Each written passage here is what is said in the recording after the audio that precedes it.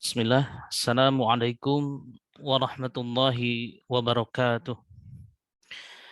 Alhamdulillahi hamdan kathiran tayyiban mubarakan fih kama yuhibbu rabbuna wa yarda. Allahumma salli wa sallim mubarik ala nabiyyina Muhammadin wa ala alihi wa ashabihi wa man tabi'ahum bi ihsanin ila yaumiddin.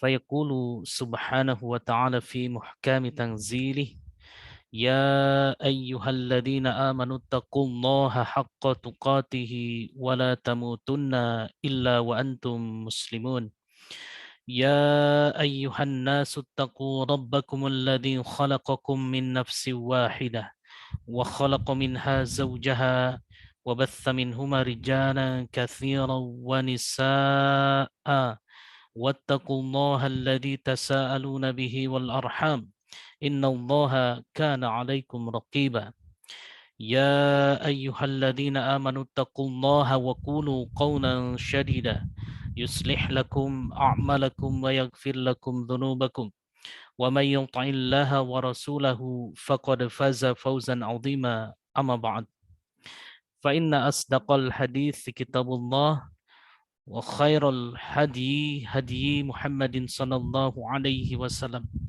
وشر الأمور محدثاتها وكل محدثة بدعة وكل بدعة ضلالة وكل ضلالة في النار. Bapak Ibu para jamaah rahimani wa rahimakumullah. Alhamdulillah kita diperkenankan bertemu kembali di majelis ilmu oleh Allah Subhanahu wa taala, dan ini patut kita syukuri tentunya, sehingga insya Allah dengan upaya kita untuk menimba ilmu bersama bisa mengokohkan tauhid kita. Yang insya Allah di pertemuan kali ini adalah pertemuan yang terakhir kita di pembahasan serial pembahasan kitab penjelasan dua kalimat syahadat yang dikarang oleh Asy-Syaikh Dr. Saleh bin Fauzan Al-Fauzan hafizahullahu taala. Di bab yang terakhir, yaitu bab 6, kita akan membahas tentang pembatal dua kalimat syahadat. Tentu ini sangat berbahaya sekali, sehingga kita harus betul-betul mengetahui dan tidak terjerembab di jurang-jurang pembatal dua kalimat syahadat ini. Yang notabene ketika syahadat kita batal, maka besar kemungkinan kita bisa keluar dari keislaman kita ini. Nah, sehingga ini yang betul-betul harus kita perhatikan secara seksama dan bersama-sama kita akan membahasnya. Baik, yang pertama, Al-Mu'allif menyebutkan di sini pembatal dua kalimat syahadat adalah hal-hal yang membatalkan Islam. Atau mungkin Bapak Ibu nanti akan mendengar istilah nawaqidul Islam. Berarti itu adalah pembatal-pembatal keislaman. Karena dua kalimat itulah yang membuat seseorang masuk ke dalam Islam. Nah, begitu ada orang kafir hendak masuk ke agama yang mulia ini, agama Islam, maka dia diwajibkan untuk menjalankan rukun Islam yang pertama, yaitu syahadat. Mengucapkan keduanya adalah pengakuan terhadap kandungannya dan konsisten mengamalkan konsekuensinya berupa segala macam syiar-syiar Islam. Jika dia menyalahi ketentuan ini, berarti dia telah membatalkan perjanjian yang telah diikrarkan ketika mengucapkan dua kalimat syahadat tersebut. Ya, kita flashback sedikit ke belakang. Jadi ketika ada syahadat la ilaha illallah, ya, kita ingat-ingat kembali rukunnya ada dua. Yang pertama adalah an-nafyu, meniadakan, artinya ya sudah kita bahas terperinci. Kemudian al-itsbat, menetapkan. Kemudian syahadat Muhammad dan Rasulullah, kita mengakui bahwa Nabi Muhammad adalah abduhu wa rasuluh, sebagai hamba dan rasulnya Allah. Nah, kemudian kita juga harus menafikan dua sifat ifrat dan tafrid, dua sifat yang melebih-lebihkan hak terhadap Rasulullah SAW, dan tafrij atau melecehkan atau merendahkan hak-hak yang dianugerahkan atau yang diberikan kepada Rasulullah Shallallahu Alaihi Wasallam. Nah, kemudian konsekuensinya ketika kita bersyahadat kepada Nabi Muhammad SAW, maka kita harus ingat yang pertama kita harus melaksanakan perintah Nabi SAW. Yang kedua adalah membenarkan ucapannya Nabi Shallallahu Alaihi Wasallam. Segala apa saja yang keluar dari lisan beliau yang mulia Shallallahu Alaihi Wasallam, maka kita harus patuh dan meyakininya. Yang ketiga adalah menjauhi segala larangan. Jadi yang dilarang oleh Rasul Shallallahu Alaihi Wasallam, maka kita harus jauhi. Ya, termasuk di malam hari ini ya, larangan kita untuk bersikap tasyabuh. Jadi kita tidak merayakan pergantian tahun Masehi yang itu menyerupai adat-adat atau kebiasaan-kebiasaan orang kafir. Jadi kita dilarang oleh Nabi Shallallahu Alaihi Wasallam, dilarang tasyabuh namanya, meniru-niru. Kemudian yang terakhir adalah kita seyogyanya tidak beribadah kepada Allah Subhanahu Wa Taala kecuali apa yang telah beliau syariatkan. Nah, kita sudah bahas panjang terperinci bahwa hukum asal ibadah itu adalah haram sampai adanya dalil. Nah, itu adalah kaidah kita di dalam memaknai dan mengamalkan tauhid ini supaya kita selamat insya Allah dan kita berdoa bersama kita bisa berjalan bersama ke surganya Allah Jalla Jalaluhu dan melihat wajahnya Allah kelak insya Allah. Itu adalah pencapaian tertinggi kita hadirin sebagai seorang muslim. Kemudian para fuqaha itu ahli fikih ya. Para fuqaha ahli fikih dalam kitab-kitab fikih telah menulis bab khusus yang diberi judul bab ridha atau kemurtadan. Hal-hal tentang kemurtadan ada 10 hal. Jadi pembatal keislaman, nawakidul Islam yang diintisarikan oleh pengarang di sini adalah oleh Syekh Shalih bin Fauzan, hafizahullah ta'ala, ada 10 hal bersama pendalilan yang saya lihat pendalilannya ini sangat kuat. Jadi diambil dari ayat Quran gitu ya. Ini luar biasa, beliau sudah mengarang kitab ini untuk kita pelajari bersama. Nah, pembatal yang pertama, pembatal syahadat yang pertama adalah syirik. Jelaslah. Syirik ini sudah kita bahas terperinci di pertemuan awal malah ya. Syirik dalam beribadah kepada Allah Subhanahu wa taala. Nah, beliau contohkan di sini termasuk di dalamnya yaitu menyembelih binatang atau hewan ya karena selain Allah Subhanahu wa taala. Tidak membaca basmalah, tidak disembelih dengan cara yang syar'i, bahkan ada yang dipukul kepalanya hewan itu sampai dia mati gitu ya, seperti itu. Nah, ini tidak syah lah sesembelihan seperti itu. Atau menyembelih dengan pisau yang tajam tapi diniatkan untuk sesuatu, misalkan diambil darahnya supaya ini nanti disembah dan kepalanya nanti akan dikubur untuk sesajen dan lain sebagainya. Ya, tentu ini sesuatu hal yang syirik yang bisa membatalkan 2 kalimat syahadat.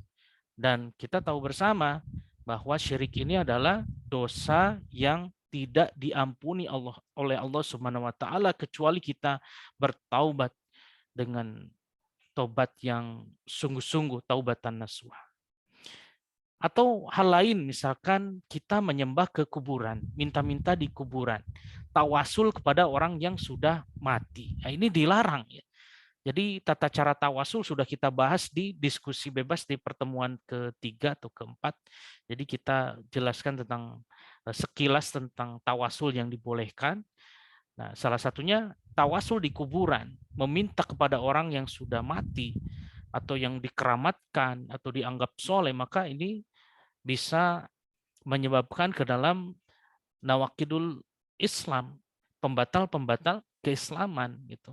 Ataupun dia berinteraksi dengan jin ya, bekerja sama, mengadakan perjanjian tertentu dengan jin, untuk misalkan apa ya, untuk mendapatkan sesuatu hajat lah gitu. Tapi mintanya nggak sama Allah, mintanya sama jin. Ya, tentu ini sudah keluar dari Islam yang seperti itu. Jadi syirik, sehingga ini harus bertaubat dengan sebenar-benarnya. Taubat jika beliau pelaku ini tidak ingin terjerembab di dalam kesesatan yang nyata.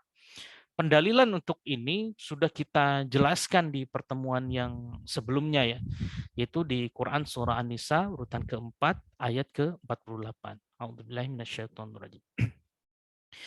Inna Allah la yaghfiru an yushraka bihi wa yaghfiru ma duna dzalika liman yasha.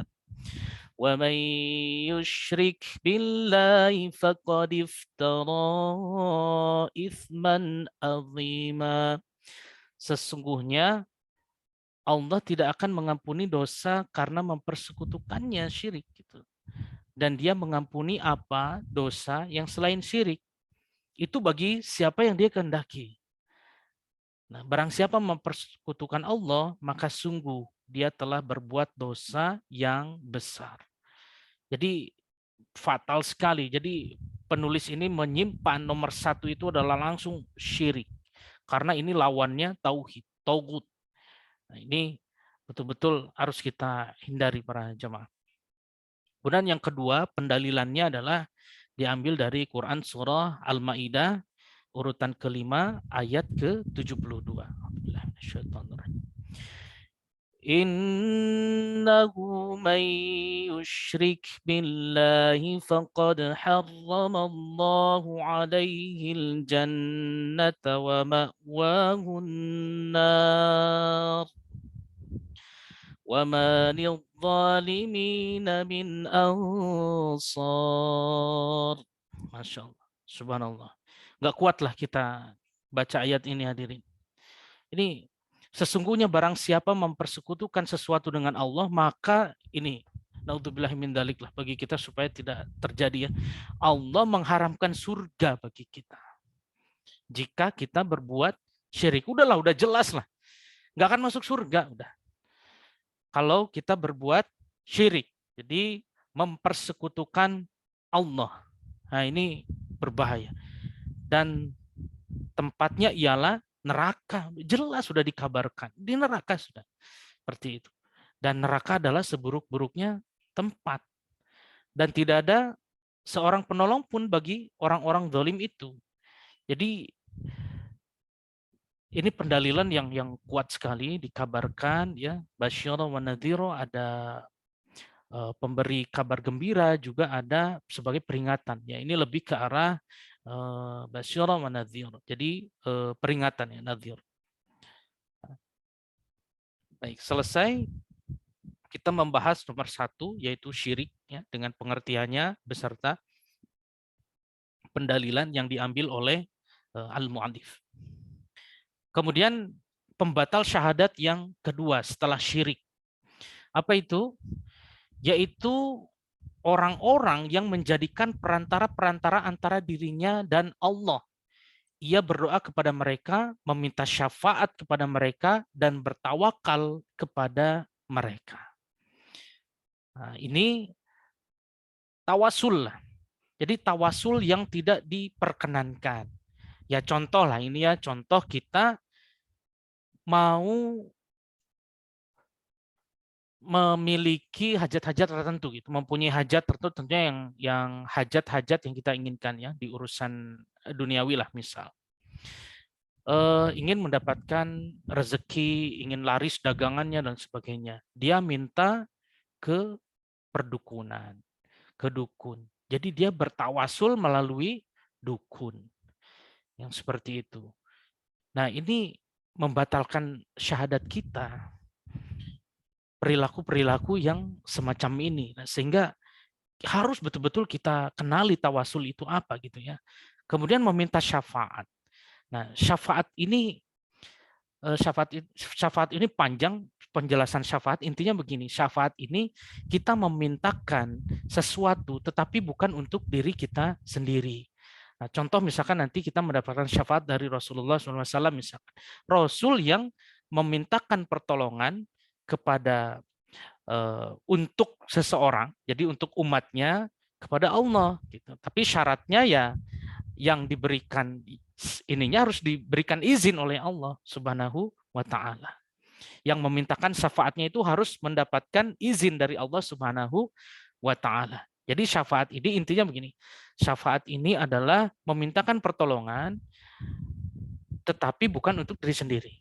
Jadi untuk orang lain dan memintanya kepada Allah Subhanahu wa taala. Jadi nanti harus ada pembahasan tersendiri lah karena di kitab tauhid pun penjelasan syafaat ini panjang ya, panjang sekali. Man dzalladzi yashfa'u indahu illa biidznih. Nah, itu kan ada di ayat kursi, sering kita baca. Di situ ada persyaratan bahwa yang memintakan syafaat itu harus mendapatkan illa biidznih. Jadi mendapatkan izin dari Allah Subhanahu wa taala. Mudah-mudahan ada waktu untuk kita membahas khusus tentang syafaat ini. Bagaimana caranya supaya kita bisa mendapatkan syafaat ini dari Rasulullah Shallallahu alaihi wasallam. Pendalilan dari Al-Mu'alif untuk orang-orang yang menjadikan perantara-perantara pada dirinya dan Allah adalah di Quran surah Al-Maidah urutan kelima ayat ke-35. A'udzubillahi minasyaitonir. Ya ayyuhalladzina amanu taqullaha wabtaghu ilaihil wasilata wajahidu fi sabilihi la'allakum tuflihun. Wahai orang-orang yang beriman, bertakwalah kepada Allah dan carilah wasilah, jalan untuk mendekatkan diri kepadanya dan berjihadlah, berjuang di jalannya agar kamu beruntung. Nah, setidak-tidaknya yang dibolehkan, yang syar'i untuk tawasul adalah yang pertama tawasul dengan asma wa sifat. Sudah kita bahas ya. Dengan nama-nama Allah. Ya, sebelum meminta, ketika ingin meminta rizki, disebut dulu nama Allah. Ya Razzaq, Ya Razzaq. Ketika ingin bertaubat, mendapatkan ampunan Allah, Ya Ghaffar, Ya Ghaffar, Ya Allah yang maha pemberi ampunan, ya seperti itu. Ya terus, jadi dengan Asmaul Husna. Jadi bahkan di kitab yang lain ya, di kitab yang lain ini eh, salah satu amalan pembuka pintu surga adalah kita hafal Asmaul Husna tadi. Hafal Asmaul Husna. Nah, jadi kalau saya dulu di pondok ya, waktu masih belajar di pesantren dulu, wajib kita hafal Asmaul Husna. Ada di kajian setiap Kamis malam, kajian Ma'rifatullah. Nah, ini membahas tentang bagaimana mengenal Allah. Yang dibahas adalah asma wa sifat. Ya, seperti itu. Jadi inilah salah satu caranya bertawasul dengan Asmaul Husna. Kemudian apalagi yang disyar'ikan, yang dibolehkan. Kita bertawasul dengan amal soleh kita. Bertawasul dengan amal soleh yang sudah kita kerjakan. Tentunya amalan andalan lah, gitu misalkan. Nah, silakan. Misalkan Bapak Ibu yang rajin untuk berinfak, berderma, tapi kepada Allah saja ya, nggak usah diceritakan-ceritakan kepada yang lain, gitu kan. Ya, seperti itu. Bertawasul dengan amal soleh. Ya, kita mungkin punya amalan puasa Senin sunnah, puasa sunnah Senin Kamis yang tidak pernah terputus. Ya, kita bertawasul dengan amalan soleh itu. Ya Allah, hamba telah melaksanakan sunnah Rasulullah SAW untuk beribadah kepadamu dengan konsisten melaksanakan puasa Senin Kamis, maka kabulkanlah hajat hambamu ini ya Allah. Sekarang seperti itu. Apalah hajatnya ya? Ingin diberikan anak yang soleh, mungkin ingin dimudahkan untuk membaca Al-Quran dengan baik, nah, karena ini majelis tahsin ya. Ingin dimudahkan pada Allah supaya kita bisa hafal Al-Quran dengan baik dan hafalan kita dikuatkan, dijaga oleh Allah, maka bisa bertawasul dengan amal soleh yang sudah kita kerjakan. Ya, seperti itu. Kemudian yang ketiga adalah tawasul kepada orang soleh yang masih hidup. Seperti itu. Jangan yang sudah mati atau ke kuburan, malah itu dilarang. Justru yang boleh itu yang masih hidup tapi soleh ya. Jadi didatangi orang soleh tersebut, mintakan doa kita. Misalkan datang Bapak Ibu ke ustadznya di setempat gitu ya, yang dikenal sebagai orang yang soleh gitu. Boleh silakan. Jadi mohon didoakan anak saya menjelang ujian, misalkan yang seperti itu. Mohon didoakan supaya hasil ujiannya sesuai dengan harapan dan berkah, dimasukkan ke sekolah yang sekiranya bisa bermanfaat bagi dirinya, agama dan negara kita. Boleh, silakan. Nah, ini tawasul syariah, tawasul yang diperbolehkan di dalam agama ini. 3 minimal itu yang harus kita ketahui. Ada sampai 8 kalau tidak salah yang sudah kita rangkum dengan berbagai pendalilan-pendalilan. Kiranya seperti itu. Kemudian nomor 3, orang-orang yang tidak mengkafirkan orang-orang musyrik dan yang masih ragu terhadap kekufuran mereka atau membenarkan mazhab mereka sendiri. Udah jelas dia orang kafir, tapi dia tidak mau menyebutkan dia orang kafir, kan aneh gitu. Seperti itu. Dia masih ragu dengan kekufurannya mereka. Nah, ini tidak boleh. Jadi kita tidak boleh ragu, syak, ya, tidak boleh ragu. Jadi harus yakin bahwa Islam adalah agama yang paling benar, yang diridhoi di sisi Allah Subhanahu wa taala. Pendalilannya yang dibawakan oleh Al-Mu'alif ini masih di Quran surah Al-Maidah urutan kelima ayatnya ke-17. Insya Allah kita bacakan dulu ayatnya.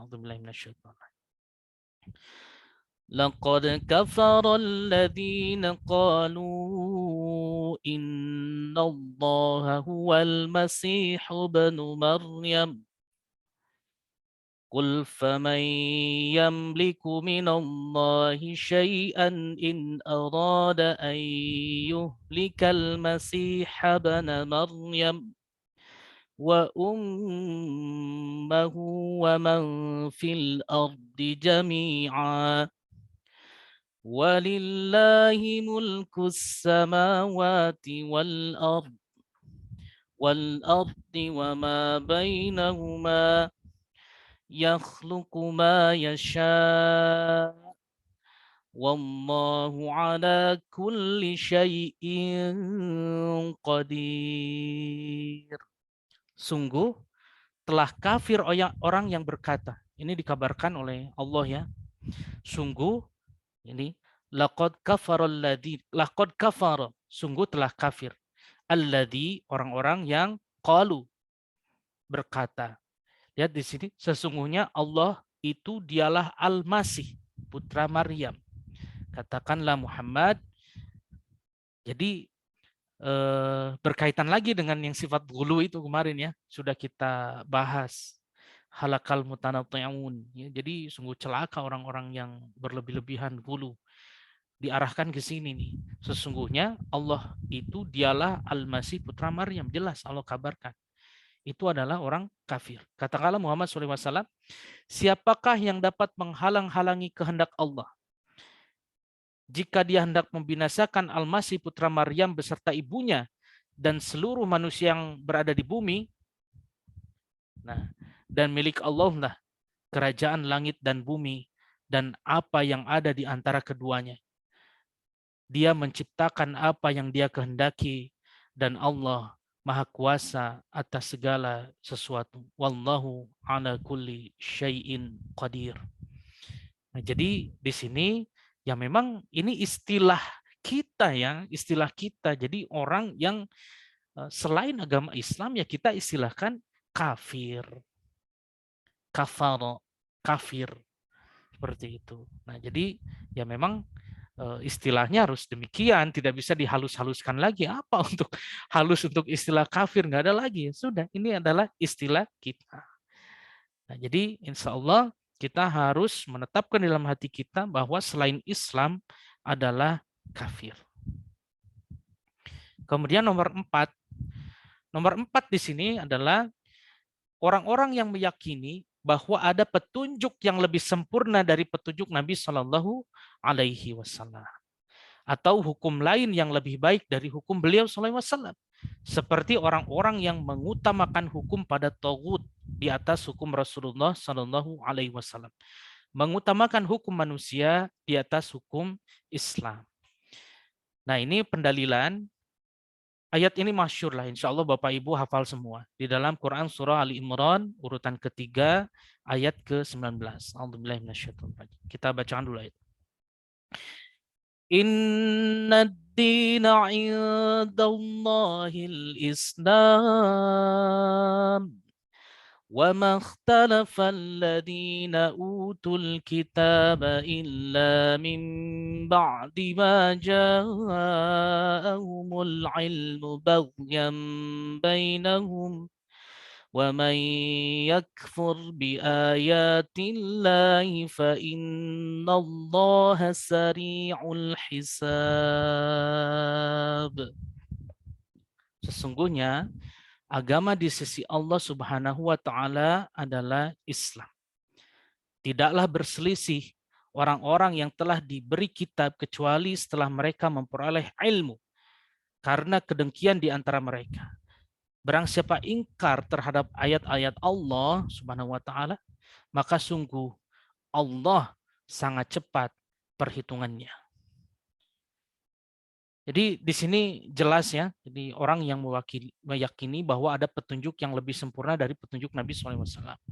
Nah, jadi kaidahnya itu yang disampaikan Nabi, bahwa tidak beribadah kita, jangan kita beribadah kecuali, ini yang harus diingat, kecuali ada contoh atau yang telah beliau Shallallahu Alaihi Wasallam syariatkan. Nah, ini harus kita pegang betul. Jangan melaksanakan ibadah yang tidak ada tuntunannya. Ini tidak sesuai dengan pembahasan kita gitu ya. Nggak sesuai. Jadi jalurnya sudah keluar.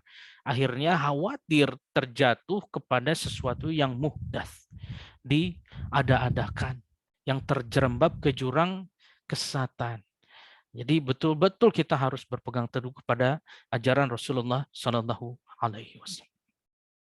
Jadi insya Allah ini sudah kita fahami bersama yang pembatal syahadat nomor keempat. Kemudian kita bahas pembatal syahadat nomor kelima, yaitu siapa yang membenci sesuatu ajaran yang dibawa oleh Rasulullah Shallallahu Alaihi Wasallam, sekalipun dia juga mengamalkannya. Nah, ini pendalilannya diambil oleh Al-Mu'allif dari Quran surah Muhammad, urutan ke-47 ayatnya 8 dan 9. Kita bacakan dulu. وَالَّذِينَ كَفَرُوا فَتَعْسًا لَهُمْ وَأَضَلَّ أَعْمَالَهُمْ ذَلِكَ بِأَنَّهُمْ كَرِهُوا مَا أَنزَلَ اللَّهُ فَأَحْبَطَ أَعْمَالَهُمْ. Dan orang-orang yang kafir maka celakalah mereka, dan Allah menghapus segala amalnya. Yang demikian itu karena mereka membenci apa Al-Quran yang diturunkan Allah Subhanahu wa Ta'ala, maka Allah menghapus segala amal mereka.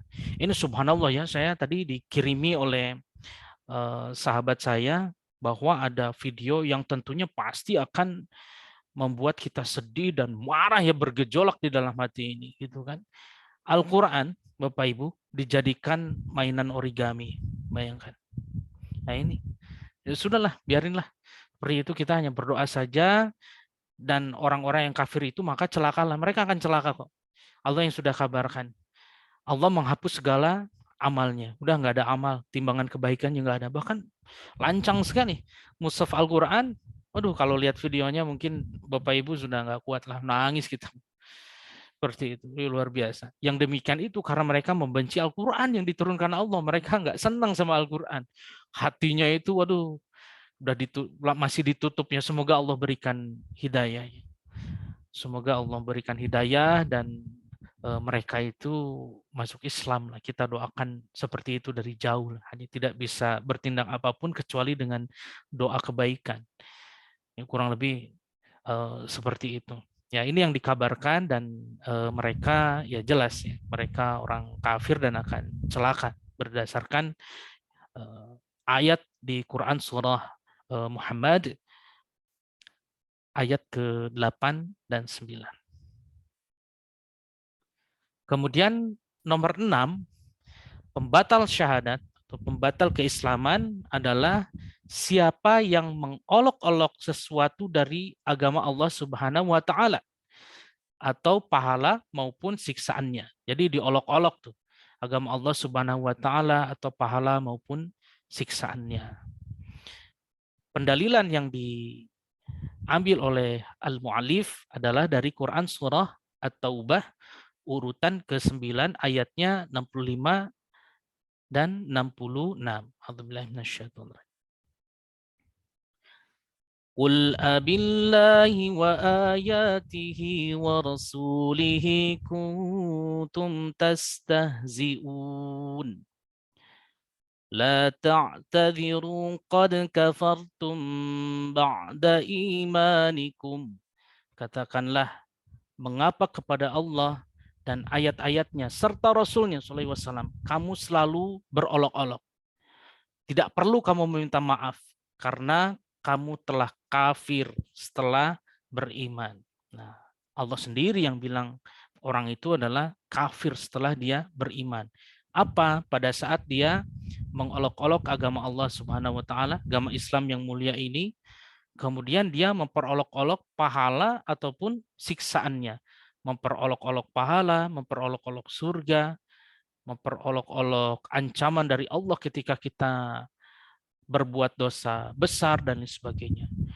Pernah ya Bapak Ibu mendengar mungkin satu selebritis lah yang ini juga sempat viral katanya. Jadi saya nggak apa-apa masuk neraka katanya seperti itu ya. Nggak apa-apa masuk neraka. Di sana kita akan bikin party. Di sana akan bikin party. Saya akan berkumpul dengan apalah beliau itu sebutkan para selebritis yang saya juga nggak tahu itu siapa gitu kan. Nah di sana akan bikin party katanya di neraka. Dia akan bertemu siapa. Ini nubruk ini, menubruk dalil ini. Bayangkan, kita harus bersyukur Bapak Ibu, hati kita patuh masih sama agama ini. Ada yang orang kayak gitu ternyata, ada loh. Jadi memperolok-olok neraka ya. Padahal neraka itu ya Allah, neraka itu sudahlah di sana itu seburuk-buruk tempat. Seburuk-buruk tempat. Bahan bakunya, bahan bakarnya apa ya? Bahan bakarnya tulang orang-orang kafir. Waduh, sudahlah. Malaikat di sana dikabarkan bengis-bengis. Karena mereka kan tidak patuh pada Allah Subhanahu wa taala yang orang yang masuk neraka itu. Terus dia malah seperti itu berujarnya. Semoga Allah berikan hidayah lah bagi yang bersangkutan dan menjalankan syariat Islam ini dengan benar. Itu contoh ya. Itu contoh ternyata benar ayat ini tuh ada loh yang memperolok-olok agama ini. Bahkan memperolok-olok neraka dan nggak tanggung-tanggung tuh. Ya karena ini zamannya sosmed ya, maka kejadian-kejadian seperti itu tuh ya cepatlah menyebarnya. Menyebarnya cepat sekali gitu ya. Seperti itu. Yang itu contoh yang tidak baik, contoh yang harus kita hindari perilaku semacam itu dan kita doakan ya. Kabarnya kan beliau yang bersangkutan juga orang Islam.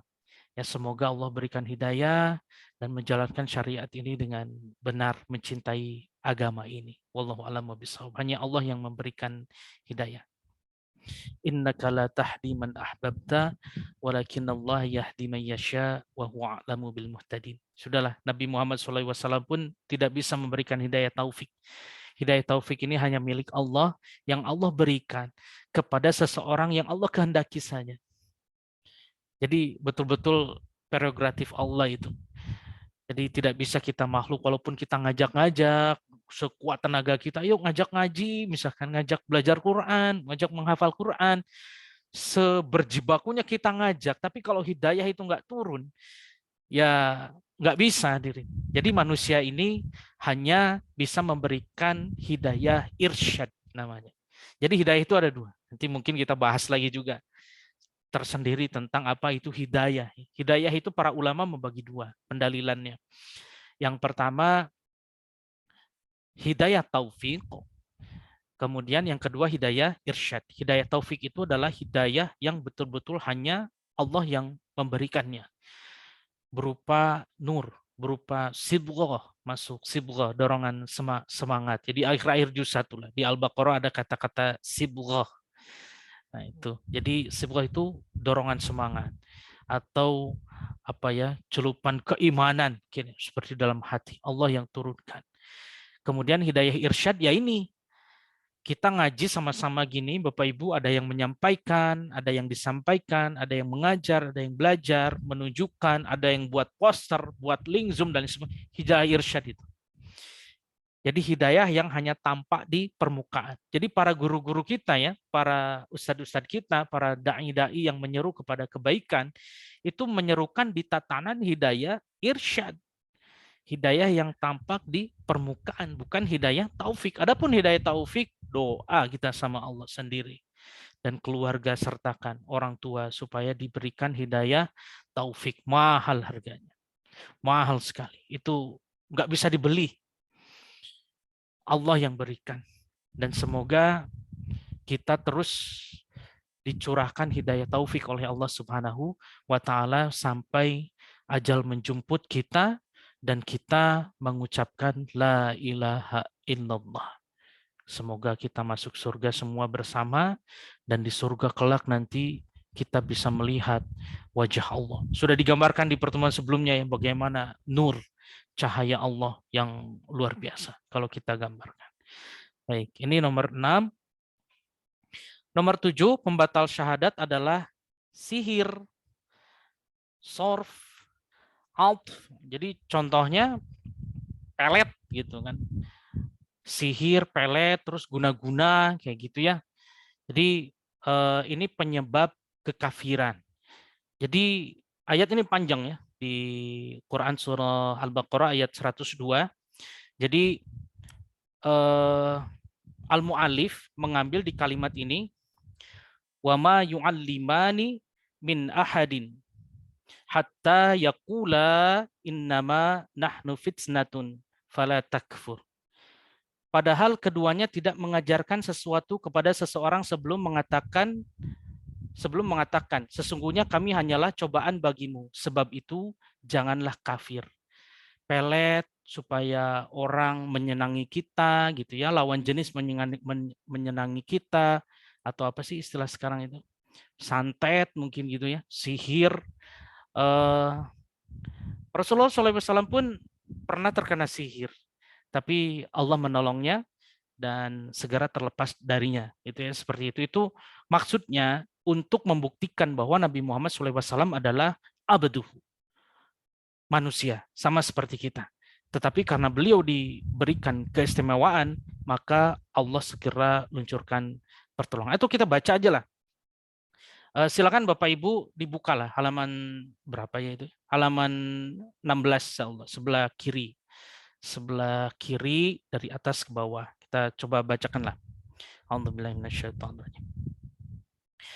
واتبعوا ما تتلو الشياطين على ملك سليمان وما كفر سليمان ولكن الشياطين كفروا يعلمون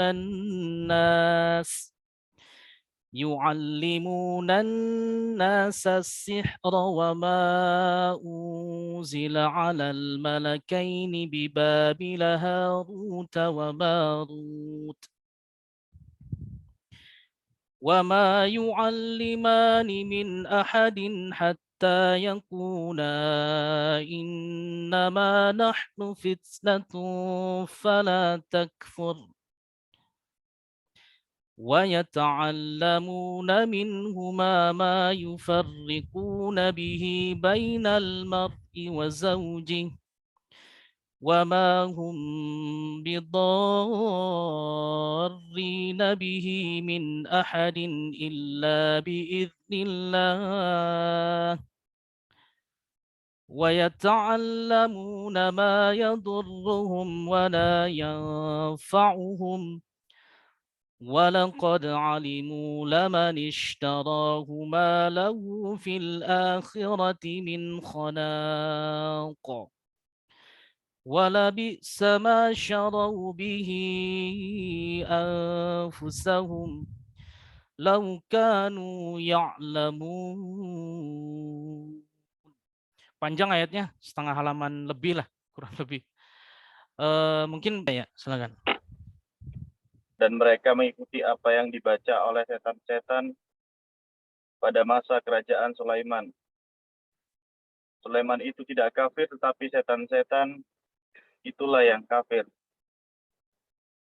Mereka mengajarkan sihir kepada manusia dan apa yang diturunkan kepada dua malaikat di negeri Babilonia, yaitu Harut dan Marut. Padahal keduanya tidak mengajarkan sesuatu kepada seseorang sebelum mengatakan, sesungguhnya kami hanyalah cobaan bagimu. Sebab itu janganlah kafir. Maka mereka mempelajari dari keduanya malaikat itu apa yang dapat memisahkan antara seorang suami dengan istrinya. Mereka tidak akan dapat mencelakakan seseorang dengan sihirnya kecuali dengan izin Allah. Mereka mempelajari sesuatu yang mencelakakan dan tidak memberi manfaat kepada mereka. Dan sungguh, mereka sudah tahu. Barang siapa membeli menggunakan sihir itu, niscaya tidak akan mendapat keuntungan di akhirat. Dan sungguh, sangatlah buruk perbuatan mereka yang menjual dirinya dengan sihir. Sekiranya mereka tahu. Ya, subhanallah. Jazakallahu khairan. Itu yang digambarkan oleh Allah Subhanahu wa taala di dalam Al-Qur'an surah Al-Baqarah 102. Ini yang menjadi pendalilan tentang dosa besar tentang sihir ini. Bahkan sama ya, saya baca di kitab Al-Kabair, yaitu dosa-dosa besar yang membinasakan. Al-Imam Az-Zahabi rahimahullah ta'ala juga mengambil pendalilan dari ayat ini, Al-Baqarah 102. Jelas sekali di sana bahwa sihir, santet, teluh, guna-guna, pelet, dan lain sebagainya, itu adalah sesuatu hal yang menjerumuskan kita ke dalam kekafiran. Jadi mungkin Bapak Ibu ada yang pernah mempelajari ini, segera buang Bapak Ibu. Di rumahnya mungkin ada apa namanya seperti buhul-buhul kertas atau apa yang ditulis-tuliskan ini disimpan di atas apa namanya di atas pintu, kemudian ditanam di sudut-sudut tanah rumah di luar dan lain sebagainya. Sihir. Segera buang, bakar supaya kita selamat. Jadi keislaman kita tetap terjaga dan peluang kita masuk surga terbuka lebar. Nah, ketika kita masih mempercayai dengan hal tersebut, kita sholat tapi masih ada di sana, berarti kita hanya itsbat dan kita tidak an-nafyu, kita tidak menafikan itu. Ini bahaya besar. Masalah tauhid ini tidak ada tawar-menawar, bersih sekali. Buang jauh-jauh yang seperti itu. Ya, jadi apa sih namanya itu? Yang kayak gitu tuh. Saya kurang tahu istilah-istilahnya ya, seperti itu. Jadi pernah dikasih tahu teman saya pernah mengamalkan gitu dan sebagainya. Ya ini sesuatu hal yang dilarang oleh agama ini, yang mengganggu ketauhidan kita dan bisa menjerumuskan kita ke jurang kesesatan bahkan ke neraka. Naudzubillah min dzalik.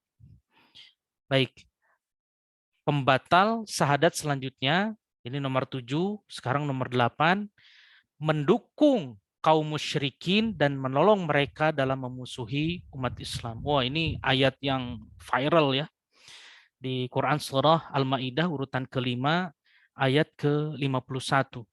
Jadi ayat ini yang sempat dibahas dan mungkin Bapak Ibu juga sudah hafal insya Allah ayat ini. Sering dibacakan dulu ya, kita baca lagi. A'udzubillahi minasyaitonir. Ya ayyuhalladzina amanu la tattakhidhul yahuda wan nasara awliya ba'duhum awliya'u ba'd ومن يتولهم منكم فإنه منهم إن الله لا يهدي القوم الظالمين. Sudah hafal lah insya Allah Bapak Ibu. Ini ayat yang 2-3 tahun yang lalu ini viral sekali. Jadi sampai diulang-ulang, mungkin di pengadilan juga ini disebut-sebut ayat-ayat ini. Wahai orang-orang yang beriman, janganlah kamu menjadikan orang Yahudi dan Nasrani sebagai teman setiamu. Ada yang menerjemahkan pula aulia ini sebagai pemimpin. Ya, ada juga yang seperti itu, teman setiamu. Mereka satu sama lain saling melindungi. Jadi Yahudi, Nasrani saling melindungi. Barang siapa di antara kamu yang menjadikan mereka teman setia atau pemimpin tadi, maka sesungguhnya dia termasuk golongan mereka. Sungguh Allah tidak memberi petunjuk kepada orang-orang yang zalim. Nah, jadi mendukung kaum musyrikin dan menolong mereka. Tetapi kalau untuk bermuamalah, insya Allah tidak apa-apa ya. Bahkan Rasulullah SAW pun pernah menggadaikan baju perangnya di orang kafir. Seperti itu. Jadi itu sebagai dalil bahwa kalau bermuamalah, insya Allah tidak mengapa. Tetapi kalau kita bahu-membahu menjadikan pemimpin kita, maka Quran inilah dalilnya bagi kita. Jadi diupayakan ya masih memungkinkan di dunia perpolitikan kita, insya Allah masih kita berdoa kepada Allah semoga kita masih tetap ya dipimpin oleh orang-orang Muslim yang soleh. Yang sampai saat ini para pemimpin kita juga masih memberikan kesempatan yang seluas-luasnya bagi kita semua untuk melaksanakan peribadahan, kemudian melaksanakan sholat berjamaah di masjid, mengumandangkan azan, kemudian berpuasa, bahkan di bulan Ramadan pun dihormati, alhamdulillah ya. Jadi ini sebagai sesuatu hal yang harus kita syukuri.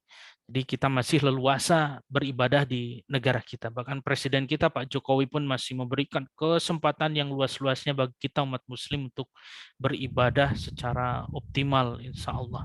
Ini Masya Allah patut kita syukuri ada pemimpin yang masih memberikan kesempatan yang luas untuk beribadah. Sementara kita lihat di negara-negara lain, bahkan orang Islam dianiaya dan lain sebagainya, sulit. Jangankan kita mau ngaji seperti ini, mau sholat aja susah udah. Ini luar biasa ya, dengan kondisi yang seperti itu membutuhkan kesabaran yang tingkat tinggi juga. Mungkin kesabarannya jauh melebihi tingkatan kesabaran kita ya. Seperti itu. Di negara kita ya alhamdulillah. Sejauh ini mayoritas masih umat muslim. Seperti itu. Kita berdoa semoga para ulil amri kita juga bisa mengupayakan kita bisa melaksanakan ibadah haji lagi. Karena antriannya sudah semakin banyak, kita berdoa kepada Allah. Semoga kita yakin pemerintah kita, ulil amri kita sudah mengupayakan dengan maksimal. Semoga tahun depan kuota kita malah bertambah ya. Jadi yang antrian-antrian ini bisa lebih cepat lagi ke Baitullah insya Allah untuk menunaikan ibadah haji terutama. Kalau umroh kan bisa sudah dibuka insya Allah sepertinya. Ya, baik kita lanjutkan di pembatal syahadat yang ke-9, yaitu siapa yang meyakini bahwa sebagian manusia ada yang boleh keluar dari syariat Nabi Muhammad SAW. Ini luar biasa. Bagaimana bisa seperti itu? Keluar syariat dari Nabi Muhammad SAW. Sebagaimana yang diyakini oleh Ghulat Syufiyah. Ini istilah yang di mu'alif ya. Saya menerjemahkan Ghulat Syufiyah ini kurang bisa, jadi saya nukil aja. Saya berikan tulisan italic. Jadi Ghulat Syufiyah ini bahwa mereka dapat mencapai suatu derajat atau tingkatan yang sudah tidak butuh lagi mengikuti ajaran Rasulullah SAW. Karena katanya konon mereka sudah mencapai derajat ma'rifat. Sudah sangat dekat dengan Allah sehingga dia tidak perlu sholat lagi. Dan sudah distempel masuk surga mungkin. Dia sudah yakin. Nah ini golongan-golongan sesat lah seperti ini. Tidak masuk logika kita gitu. Rasul Shallallahu Alaihi Wasallam, orang yang paling soleh, orang yang paling sempurna, yang pernah diciptakan Allah Subhanahu Wa Taala di muka bumi ini beribadah sampai akhir hayatnya. Bagaimana mungkin dia di golongan ini bisa mencapai derajat ma'rifat, berarti itu melebihi Nabi Muhammad SAW dia kira keistimewaannya. Tentu ajaran yang seperti ini dilarang ya kita ikuti gitu. Kita harus harus memilah hal ini betul-betul dengan akal sehat gitu. Jadi insya Allah hal tersebut ini bagi kita ini akan dihindarilah.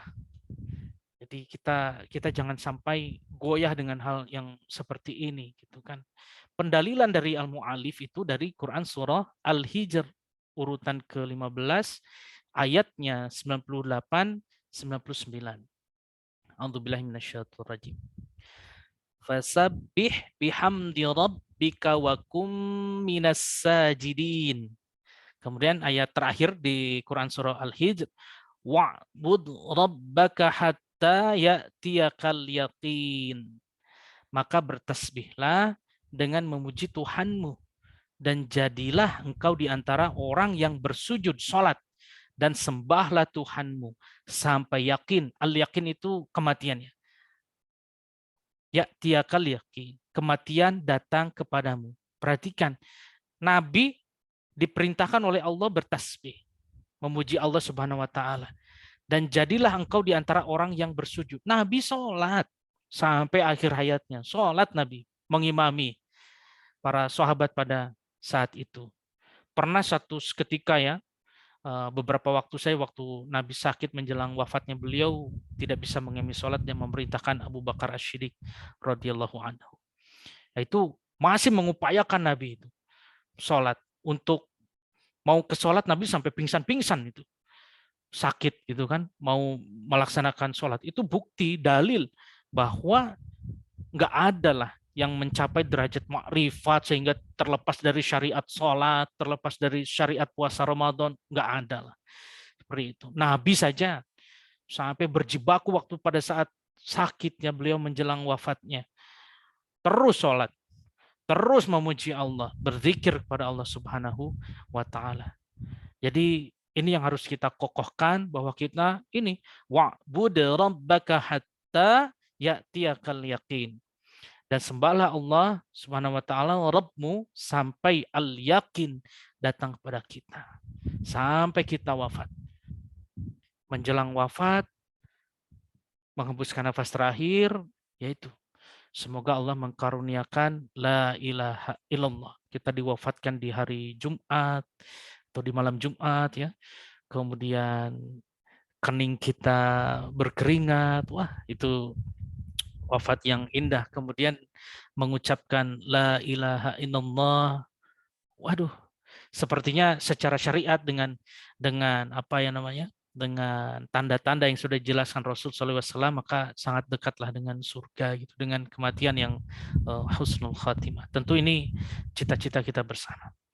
Yang terakhir adalah tentu ini berpaling dari agama Allah Subhanahu wa taala, tidak mempelajarinya dan tidak pula mengamalkannya.